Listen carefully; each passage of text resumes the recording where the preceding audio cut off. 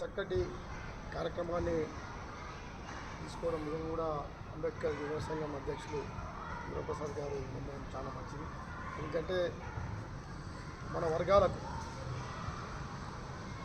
ఉమ్మడి ఆంధ్రప్రదేశ్లో చైతన్యం తెచ్చిన వ్యక్తుల్లో ఒక 5-6 మందిలో ప్రేమకురం వల్ల చాలా గొప్ప వ్యక్తి ముందున్నది.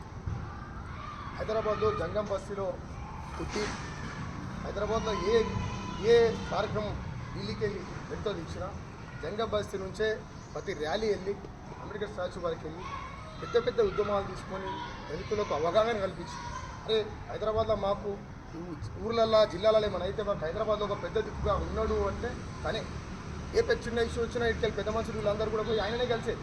ఆయనతో పాటు కొందరు ఉన్నారు. ఒక టీం అక్కడ హైదరాబాద్లో మాకు ఒక పెద్ద మనుషులు ఉన్నారు అనే ఒక ధైర్యంతో ఇక్కడ జిల్లాలలో కానీ మండలాల్లో కానీ పెద్ద ఎత్తున ఇప్పుడు మాకంటే ముందు తరం వీళ్ళు విజయన కానీ నాగన్న కానీ వీళ్ళందరూ కూడా ఉద్యమాలు చేసినట్టే వీళ్ళ స్ఫూర్తి తీసుకుంది. కాబట్టి వారు మన మధ్యలో లేకపోవడం నిజంగా కూడా బాధాకరం. మొన్న మేము చావుకు వీలు కాలేదు కాబట్టి మొన్న వారి సంస్మరణ సభ మన ఆంధ్ర యూనివర్సిటీ ఆడిటోరియంలో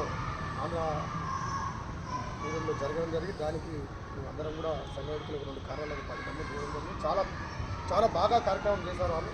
నిజంగా కూడా మరి సంఘం ఆధ్వర్యంలో అంబేద్కర్ నూతన సంఘం ఆధ్వర్యంలో మంచి ప్రోగ్రాం చేశారు. డిన్నర్ కూడా పెట్టారు.